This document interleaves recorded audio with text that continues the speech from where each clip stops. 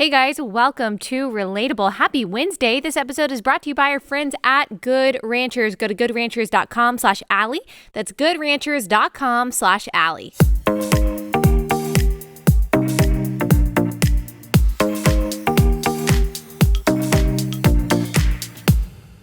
All right, guys, today we are talking about a couple things. We are going to talk about the Brooklyn shooting at the subway in New York City and why that matters and why we shouldn't expect the media to cover this story and similar stories fairly, but why it actually matters. Why it actually matters that we talk about the uncomfortable and inconvenient truth of all of this. And then we're going to talk about what's happening in Shanghai. And we had originally scheduled an interview today with Ross Kennedy. We've had him on before. He is awesome. He's an incredible guest. He talked to us about supply chains and logistics and why we're having the supply chain issues that we are a few months ago. And it was one of the most popular episodes that we have ever done in the 4 years of Relatable. So we are going to get him on sometime soon, hopefully tomorrow, but unfortunately we just had a last minute scheduling conflict today, and so we're unable to talk to him about that today. And so we're just going to focus on these two stories, and we will get to supply chains and possible food shortages and inflation and get him to break all of that down for us in a very simple way very soon, hopefully maybe even tomorrow, but if not, then next week. Before we get into the stories, I'll start with something a little bit light since the stories that we're going to talk about are a little bit heavy. So I know that I've been talking to you guys about wanting to start working out again and possibly doing CrossFit. And I just wanted to give you an update there because I know I told you that I was going to do CrossFit like the week before last and then last week. And truly, it wasn't just me being flaky. I just hadn't been able to do it. And there's only like 2 classes that our schedule works for my husband and I to both go at the same time. And so we are probably going to go sometime soon, but I'm telling you the challenge that I'm about to start doing so that you guys can hold me accountable. That doesn't really have to do with CrossFit, but it has to do with my desire to be fit again because it's taken me a lot longer this go round, this postpartum period than I did last time to actually get back into working out and all that good stuff and eating healthy. So I don't know why it took me longer, but it just did. Maybe busyness, who knows. But I am going to, for the next 30 days. So, my husband has been doing this thing called 75 Hard. I don't know if you've heard of it, but it's like where you do difficult things for 75 days. Like you have to work out twice. One of them has to be outside, and you don't just have to work out twice for an unspecified amount of time. Like it has to total an hour and a half. And so work out twice. You have to like read 10 pages of a book.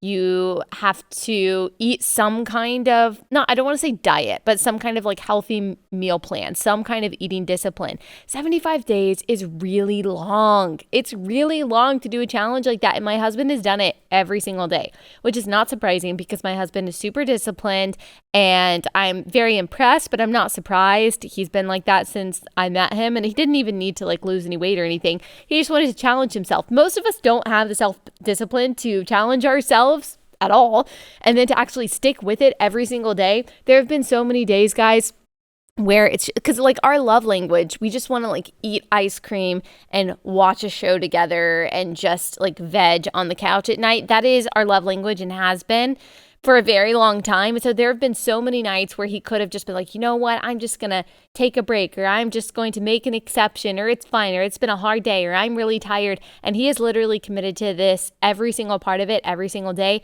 And now he is on day 40. I think today is day 45. And so that's amazing. I'm very proud of him. And I never even pretended like I was going to do it. But so for the next 30 days, for the last 30 days of his 75-day challenge, I am going to join in, but not as much.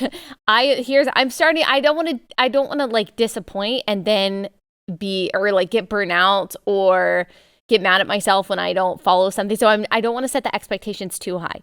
So for the next 30 days, I am going to do a healthy eating plan, not a diet, but just a healthy eating plan, incorporate better foods into my diet. I'm not going to tell you which one because it doesn't matter what it is. I'll get 1,000 messages saying, you shouldn't do this. You should do this. So I'm not even going to tell you. I will just allow you to think that it is the healthy eating plan that you think that I should do. And then I'm going to work out once a day 10 to 30 minutes. That's what I'm going to give myself. Maybe it'll be an hour. Maybe it'll be an hour and a half some days. But I'm going to give myself the bar of 10 minutes because if I tell myself I only have to work out for 10 minutes, then I'll do it. But if on a day where I'm traveling or something like that, and it's like, oh, I just can't do 30 minutes, then I won't work out at all. So I think it's actually better to tell myself, okay, 10 minutes, and then I'll just do it but it could be, I could actually work out for 45 minutes, but I'll just give myself that low bar. So for the next 30 days, and if you want to do it with me, I'm not going to like make it a whole hashtag on social media or anything. But if you want to do it with me, like if you're in the same boat that I am, whether you're postpartum or not, or whether you are in shape or not, and you've just kind of taken a break, whatever it is, we can do it together and you can hold me accountable and we can encourage one another. So for the next 30 days, pick your eating plan, whether it's Mediterranean, whether it's keto, whether it's, I don't want to say Whole30 because that lady is super crazy woke and I just refuse.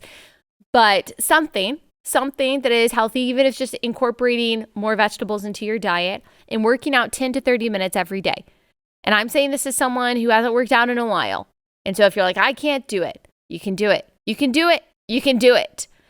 Even if it's just like a 10-minute walk, if that's where you need to start, or a 10-minute jog, or a 5-minute jog and a 5-minute walk, even if it's just like air squats, whatever it is, we can do it for the next 30 days. So let's just challenge ourselves. And those of you who are already super in shape, we'll just keep going.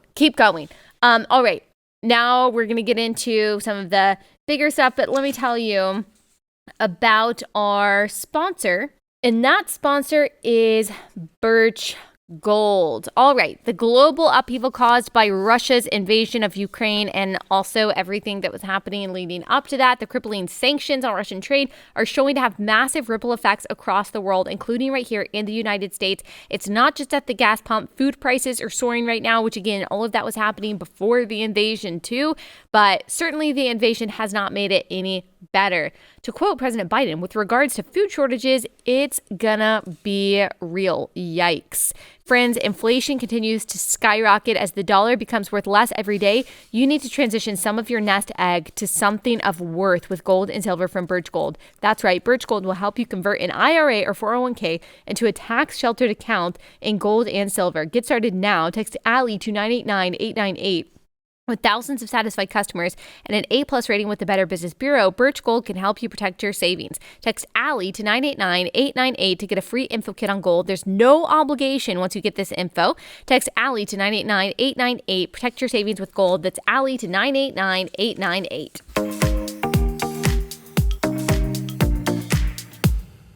The shooting that happened in New York City at a subway station there, just a terrible, tragic incident. Thankfully, right now, no one has died. There are several people, I think 6 people who are in critical condition right now. And so we should be praying for them. We should be praying for the families of those victims, praying that they pull through, that they survive. And gosh, there are so many issues that are attached to this. There is a potential lack of policing that, of course, has been a really big problem in major cities, including New York City, especially for the past couple of years, because of the progressive policies that have tried to reverse the tough on crime policies that used to be in place in New York City and made New York City a much safer place than it is now. There's also the issue that this guy was on the FBI watch list, terrorist watch list until 2019. What happened? Why was he taken off the watch list? Why does this seem to be a pattern? Like, this is probably something that we should care about. And then there's this unfortunate reality, which I don't like to talk about, but I think is important to talk about because the truth actually matters and we should be able to decipher and discern the bias coming from our media that shapes how we think about things and then goes on to shape policy. And that is that this guy happens to be a black man. Now, his race doesn't really matter, except that he had also espoused on his YouTube channel Black nationalist views. So we're talking about Nation of Islam, Farrakhan. He had posted, this is according to Andy No, who has done a lot of digging on this. He had posted, "Dear Black Jesus, please kill all the whiteys." He had recently posted a YouTube video bemoaning the fact that Ketanji Brown Jackson is married to a white man. He called himself a messenger of Allah, and he had threatened violence generally many times, which is, I guess, why he used to be on the FBI watch list. And so this guy had espoused black nationalist views, and then he goes and he shoots up a subway. I don't know the races of all the victims. I'm not even saying, because I don't know that there was racial animus behind this particular attack. So I'm not going to do what the left does whenever a white person is a perpetrator of a crime. They immediately assume it's because of white supremacy. They immediately assume because it's because of white nationalism and racism and some kind of prejudice. They assume because a negative interaction happens between a white perpetrator and a non-white victim that it's because of racism. I'm not even assuming that here, even though we have far more evidence that that could be the motivation here than we do in most of the other crimes that we see when a white person is perpetrating the crime. It's just assumed that that's the motivation because, unfortunately, that's how our media works. Now, this matters because motives matter, but it also matters because I think I can probably safely bet that if it were not for conservative media, this story would go quietly into the night, that it would just disappear from the mainstream media. They don't want to talk about it. Twitter doesn't want it to trend because we've been told by the DOJ, we've been told by the FBI, we've been told by this administration, and we have been told by left-wing activists that the biggest threat to our safety and stability as a society is white supremacist and white nationalist terrorism. Now, a lot of people have been very curious about that claim and skeptical about that claim. It really seems to be more of a political dividing tactic to try to associate white supremacists with Republicans and Trump supporters and say that that's, our biggest threat. But I think that we should all just be thinking a little bit critically about that wouldn't you have heard about more of those attacks and more of those plots over the past couple of years? Do you think MSNBC or CNN would have wasted a single moment not talking about those things, even if they just had a little bit of knowledge of those terrorist attacks or potential terrorist attacks? Don't you think that they would be talking about them all the time? And yet, have you heard about them? You've heard the claims, but have you heard about the actual attacks or plots? I don't actually doubt that they exist because we have all kinds of crazy and terrible and evil people with all kinds of prejudices in this country. But the fact of the matter is, there has been at least three incidents over the past year since last April when there was a man who ran his car into a gate at the Capitol, killing one police officer who also on social media had espoused Nation of Islam, black nationalist views. There have been 3 of those kinds of incidents over the past year of people who publicly have talked about the supremacy of the black race and being black nationalists. That includes, so not just, and I don't always like to use their names publicly because I think a lot of times these people are seeking some kind of fame and immortality in that way. So that was last April. You probably didn't even hear about it. You probably don't even know his name. I know his name, but you probably don't even know the guy who committed that terrorist attack at the Capitol last April.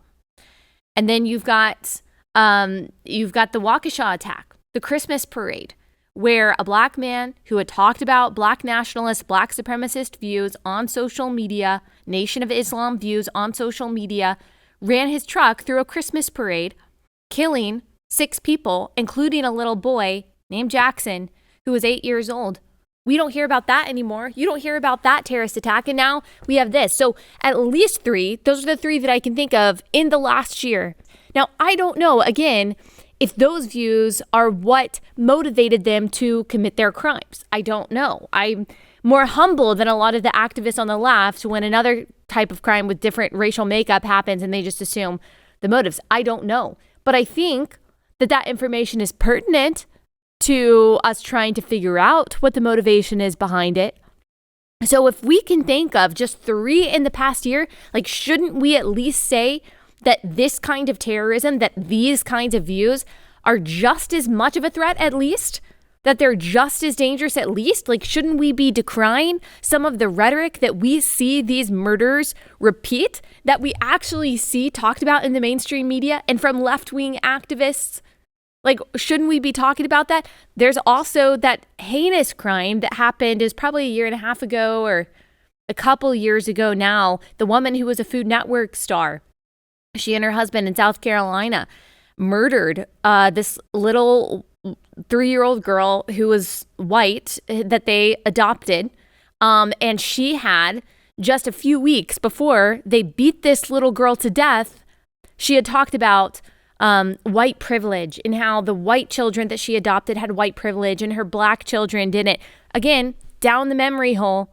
Can't talk about that. We can't talk about how those kinds of racial views can actually, they don't always, and probably most of the time they don't, because most people don't commit these kinds of crimes, but they absolutely can motivate people to carrying out violence, because that's the logical end. Like, if you tell people, hey, you are still just as oppressed as you were in 1619. Hey, all of the cards are, the deck is stacked against you. White people are so privileged, and all of your problems are because of these white supremacist Republicans and evangelicals. If you sow seeds of that kind of hatred and that kind of bitterness and that kind of resentment, what do you think that you are going to reap? For some people, that is going to reap violence. And so I'm not saying that we should only talk about that kind of prejudice, that we should only talk about that kind of motivation, that we should only talk about these kinds of crimes, but we should be talking about them. Don't you see that this is a consequence of partiality? Like, this is a consequence of bias. This is a consequence of us saying, oh no, we can't talk about that. We can't talk about those kind of crimes because that's racist, or that's bigoted, and I want to be seen as empathetic, and I want to be seen as anti-racist and an ally. Okay, well, you are then refusing to see things as they are. You are refusing to adhere to truth. And if you don't want to talk about that, then I have to wonder if you even talk about the victim, or if you even care about the victims of these crimes. Like, we can't talk about the fact that less than 13% of the population is committing 40% of all homicides in this country, 60% of all violent crime in New York City alone. 23% of the population is Black Americans. They're committing 70% of all homicides. The reason that matters is not just because they're the perpetrators of that crime, but because Black Americans are the victims of those crimes. So we're talking about tens of thousands of people dying by homicide every day in wildly disproportionate rates. And you want to have some esoteric academic conversation about intersectionality and white privilege? Look, conversations about white privilege, about systemic racism and critical race theory, they're not helping save the lives of Black Americans. They are conversations that allow rich academic people to feel like they're doing something without ever having to get off their couch. It's not helping anyone. It's not making anyone more joyful or more thankful or less violent. It's not saving anyone's lives. It's not going to change the fact that more Black babies are aborted in New York City almost every year than are actually born. Like, if we want to talk about the problems of violence, what's actually killing Black Americans, the problems that are plaguing this community, then maybe we need to cut the silliness, cut the nonsense about these academic conversations about white privilege and intersectionality. And maybe we need to actually talk about the problems that are facing the community today. Maybe we just need to get real. Like, maybe we should actually start caring about truth. And I know you're not allowed to talk about this if you're white, but look, we share a country. Okay? We share a country. We share a society. That means that in a lot of ways, my problems are your problems and your problems are my problems. And the problems facing one race of people in the United States is a problem that's going to affect another race of people in the United States and vice versa. So we all get to talk about this because we all have a share in this country. We all have a stake in our safety. I want the well-being of my fellow Americans, no matter their race, no matter their background. I want the success of people of all different kinds of backgrounds and races and socioeconomic backgrounds. That's what I want. I want success. I want well-being. I want safe communities.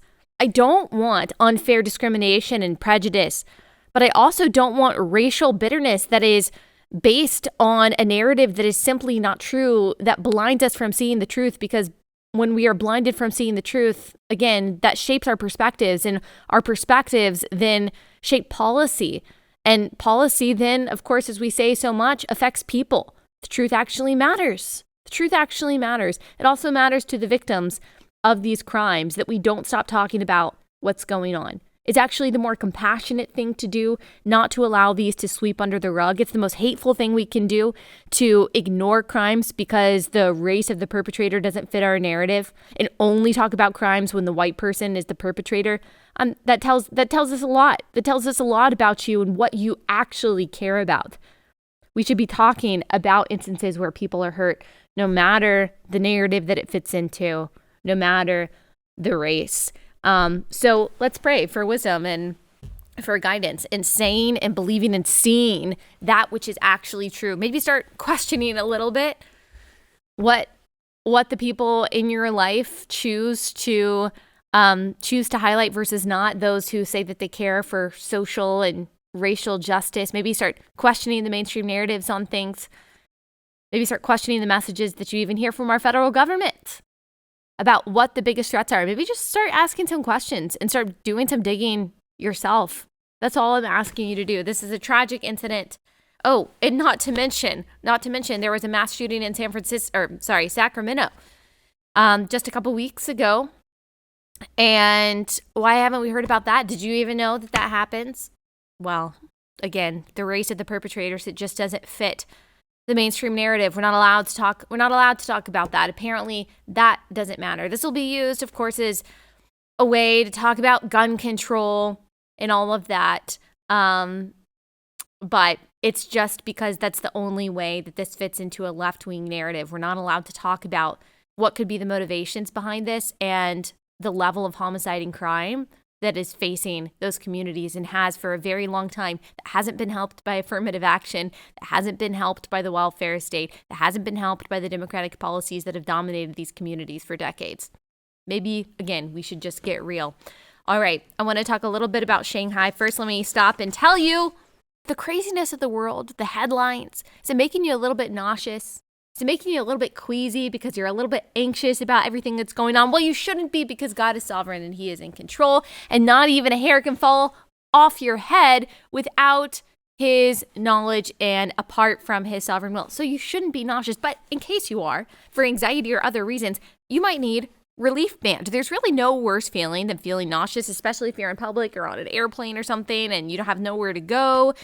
So you need relief band, which goes on your wrist, and it stimulates a nerve that sends a signal to your brain that tells your stomach to stop being nauseous. About 1 out of 3 Americans regularly suffer from nausea or anxiety. And so about 1 out of 3 Americans really need relief band. It is the #1 FDA-cleared anti-nausea wristband that has been clinically proven to quickly relieve and effectively prevent nausea and vomiting from motion sickness, anxiety, migraines, morning sickness, chemo, so much more. My sister-in-law has used it. It's been really helpful for her. She suffers from motion sickness. And so this could be a really great option for you. And you don't have to worry about any side effects because it is completely drug-free. So make sure that you go to reliefband.com, use my promo code Allie for 20% off plus free shipping. This is an exclusive offer for my audience, free shipping, no questions asked, 30-day money-back guarantee if it doesn't work for you. 20% off plus free shipping at reliefband.com. Use my promo code Allie, RELIEFBAND.com, promo code Allie.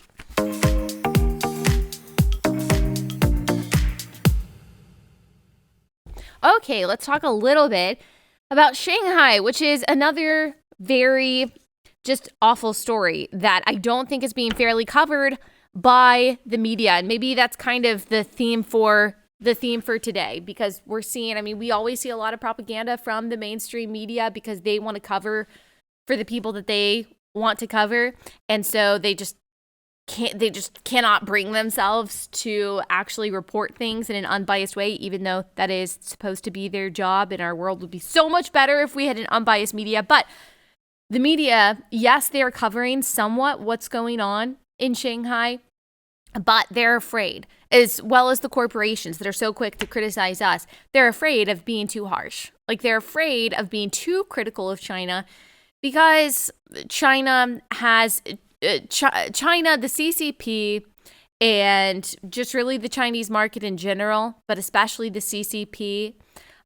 There's a lot of money to be made there from when it comes to the media and when it comes to the corporations like Disney and like Apple and all of those people who say that they claim that they care about social justice and equality and all that stuff here, but they really have no problem doing business with a country that enslaves at least 1 million Uyghur Muslims, has no free speech, has no freedom of religion whatsoever, has some of the worst human rights atrocities and the least freedom in the entire world. They have no problem. Bending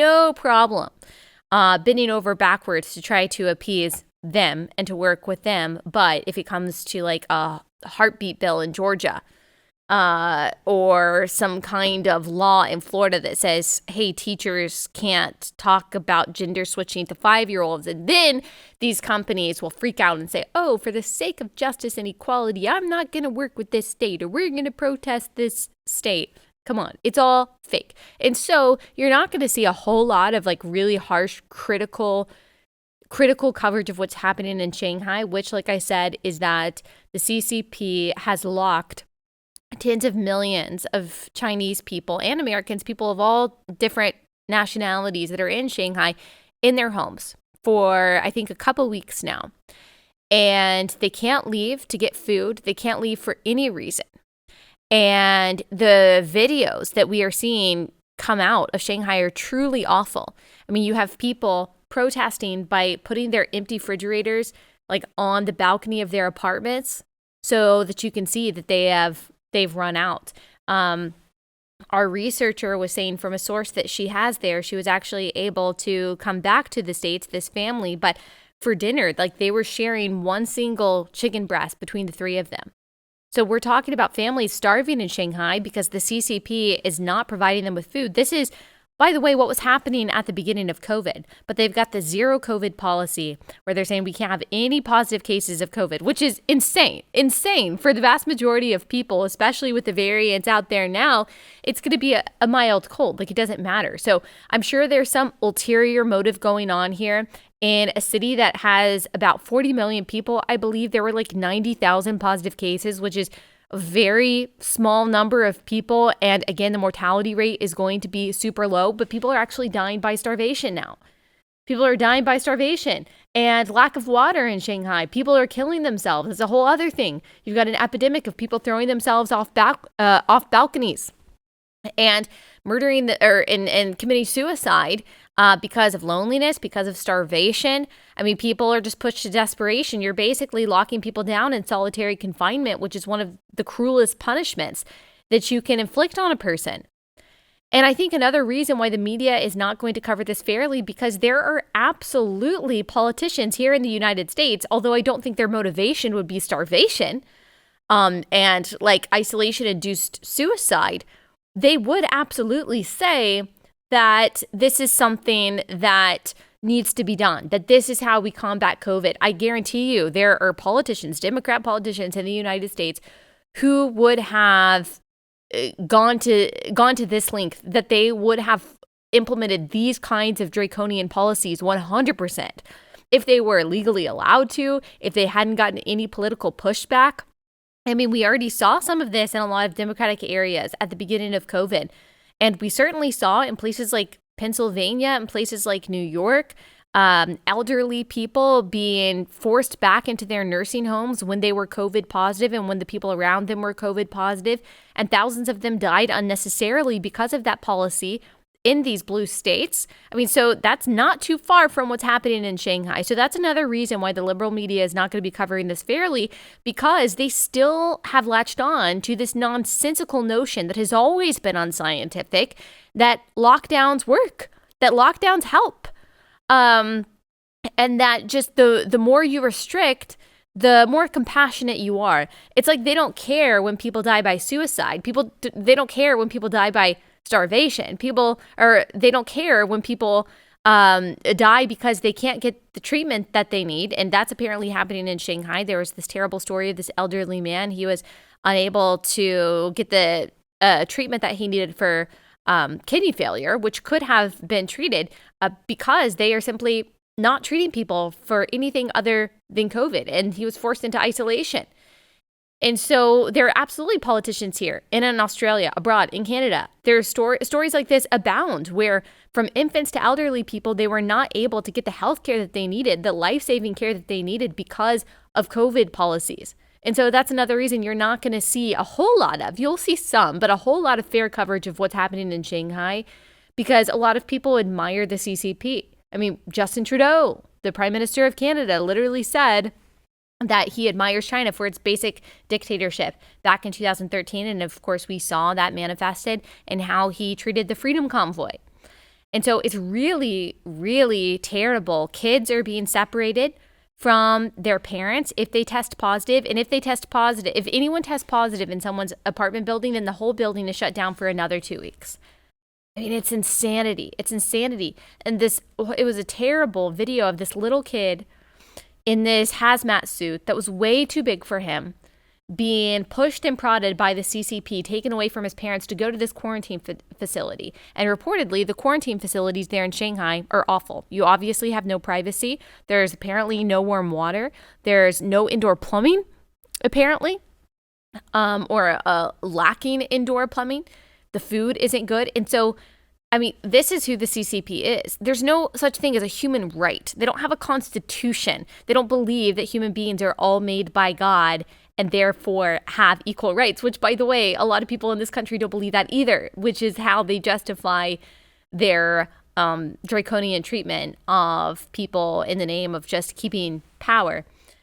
And so that's what's happening in Shanghai. And that's also going to exacerbate the supply chain issues that we have and a lot of what's going on. And I also just want to mention, I forgot to say this, that it's just so sad. And this is like the least sad part of it because humans matter more than animals. But there are these terrible videos of authorities beating dogs to death because their owner tested positive for COVID. And there are videos of cats literally just put in these mesh bags all together, like they're, I don't know, a bunch of melons or something, laying on the side of the street. I'm sure they are going to just kill them. I don't know how. This is from Time Magazine, which I appreciate them actually reporting on this, that they're reporting on the child separation. And I know I'm kind of bouncing around to different things, but I'm just kind of thinking extemporaneously of everything I've seen with Shanghai. But this is Jenny Tao, her husband, and their 3-year-old son. They tested positive for COVID. They were taken to a hospital. And she said that their 10-year-old daughter was taken alone to a quarantine medical center. Literally, worst nightmare over my dead body. The next day, the 10-year-old tested positive and was sent to the same hospital as her family, but kept in a different ward. Jenny Tao says, "My daughter was alone in the hospital for 5 days. We made many phone calls. They kept saying that the kids have to go to the children's ward and their staff there will take care of them. But in reality, there was no one taking care of our daughter. All the kids in the ward had to take care of themselves. The situation in the ward was a bit chaotic and they barely saw any nurses except at meal times." Videos of, it's just so sad. I just don't even think I can play it. The videos of unattended infants who were separated from their parents. This is according to The Guardian. They have tested positive for COVID and they have been separated from their parents and they're in the hospital reportedly. And there's just a bunch of kids in these cribs by themselves crying and no one taking care of them. This is what's happening for zero COVID. And I guarantee you, again, that could happen here. Don't think that it can't. Don't think that it can. If you have been on the side of pro-lockdown, if you have been on the side of just rolling your eyes when people talk about the consequences of COVID restrictions, look at what's happening in Shanghai. And also realize that it's not like, well, at least lockdowns are kind of saving lives. No, there's no evidence of that. There's no evidence that lockdowns are closing down people's businesses or virtual learning or mask mandates or vaccine mandates. By the way, have saved anyone's lives. We have so mishandled this.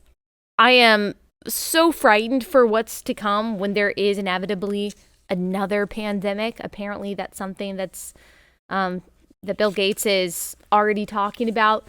Sadly, look at this and see that liberty is not just a generation from dying, as Ronald Reagan used to say. It's a generation away from extinction, but it can happen overnight.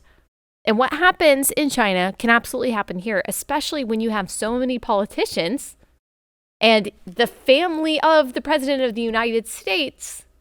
When you have them in bed with the CCP, when you have so many corporations in bed with the CCP, that can absolutely happen here. Don't think it can't.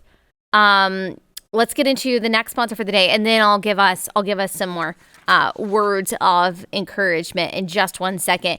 Let me tell you about Patriot Mobile. So every day, as we were just talking about, we hear about another major corporation that says that they care about social justice, but really they're funding abortion and they're funding all of these terrible pieces of legislation and organizations that are actually fighting against the rights and the values that we hold dear. And so if you want to support a company that's not doing that, that actually aligns with the values that we have, then maybe you should make the switch to Patriot Mobile, which is America's only Christian conservative cell phone provider. They offer the same nationwide coverage as the major carriers. You get the same great service plus the peace of mind that your money is supporting free speech, life, and liberty. Patriot Mobile has plans to fit any budget, and their 100% US-based customer support team provides exceptional customer support. Patriot Mobile shares your values and supports organizations fighting for the things that we hold dear. They also have special discounts for our veterans and first responder heroes. Go to patriotmobile.com/Allie or call 972-PATRIOT. You'll get free activation with the offer code Allie. Veterans and first responders save even more. So make the switch today. It's time we support companies that love America, love you, and share your values. Go to patriotmobile.com/Allie. That's patriotmobile.com/Allie.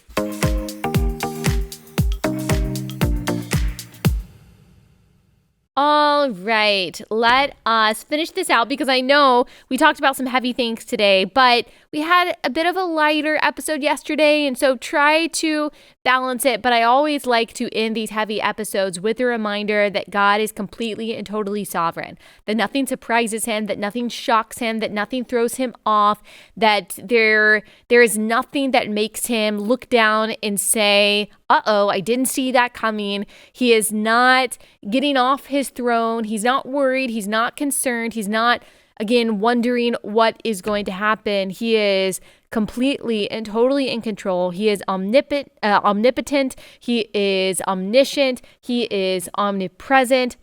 And so we can completely trust that his plan of redemption is going off without a hitch. Yes, there is evil in the world. Yes, there is corruption. Yes, there is deceit. Yes, there is murder. There is idolatry. There is the predation upon children and all kinds of awful things, some of which we can't even really imagine or comprehend. There's evil that we don't even know is going on. And yet Romans 1 tells us that this is what the world looks like and will look like. This is a world dominated by unbelieving, anti-God ideology. That's always what it has looked like, what it looks like until today. There's really nothing new under the sun. Yes, there's different kinds of technology and there are different ways in which evil manifests itself, but the evil that exists is just a different manifestation of the evil that has been going on since sin came into the world, since the fall of human beings.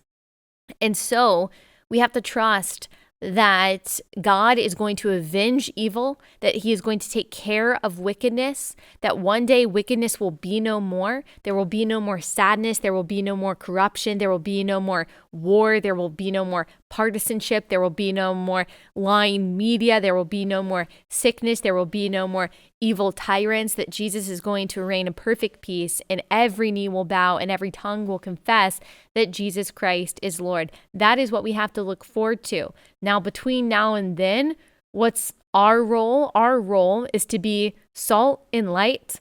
Our role is to speak and act out that which is good and right and true. We are to be light in the darkness. We are to continue to share the gospel.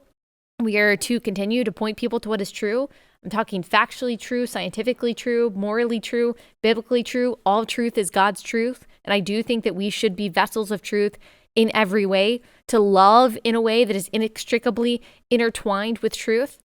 And there's so much big stuff, terrible stuff going on that we really can't control. And so we do what we can, of course, by voting, by getting involved, by choosing our causes that we want to care about. But we are really just called to act in obedience and to the glory of God in what is right in front of us. Do your job well. That means be a good mom, change diapers well, clean dishes well, homeschool well, love your spouse well, do whatever job God has called you to do well, study well. Let's do everything in excellence and love and joy and to the glory of God, because the world has always been tumultuous and God has always been in control. And so we have just as much reason for joy now as we did 50 years ago, as Christians did 2,000 years ago, when they were facing far worse persecution than we, here in the United States at least, are today. So we have every reason to be hopeful. When God is doing one thing, he's doing a million things. There's lots of things that God is doing now that we can't see and are not going to make headlines, and they're not going to trend on Twitter. So we can trust in that.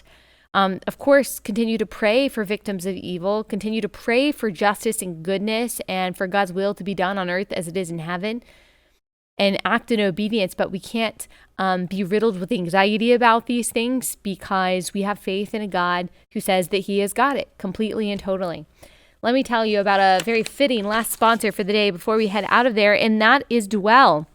So if you are someone who you've been wanting to read the Bible more, but maybe you feel like you don't have time, or maybe you're not familiar with the Bible at all and you want to get started, let me introduce you to Dwell app. It's inspired by the psalmist's command that we must hide the word of God in our hearts. Dwell has built a beautiful listening and reading experience for the scriptures with over a dozen new recordings of the Bible. They've handpicked voices that will engage and inspire you. So you're listening to the Bible, and there's also an option to read along as you are listening. This is a great way to make sure that you are hiding God's word in your heart, even if you don't feel like you have an hour in the morning to study the original Greek and Hebrew, which is awesome. But if you don't have time for that, you can still make sure that you are meditating on scripture and you're renewing your mind and you're reminding yourself of what is most important through scripture. Your time of scripture listening can be enhanced and reinforced as you read along to the Bible with Dwell and listen. It's time to get in the word. So to get started with Dwell, go to dwellapp.io/relatable to get 10% off a yearly subscription or 33% off Dwell for life.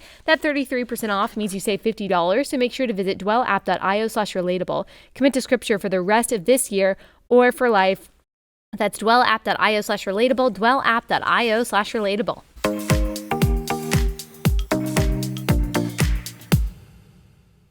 All right, we will be back here tomorrow. I think I've said all right in every single transition. That's one of my transition words, in addition to so and And if you have not noticed that yet, now you will. I still have a really exciting announcement for you, but I can't announce it yet because it's not quite ready. But it's going to be really fun for relatable listeners, and so I'm really excited about it. If you love this podcast, please leave us a 5-star review. Please subscribe on YouTube. That would mean so much. And I'm excited for our 30-day challenge too, guys. Get ready. Get ready to get fit, or even just get disciplined. I think that that's the thing that I'm really looking for in all of this. All right, we'll be back here tomorrow, and I will see you guys then.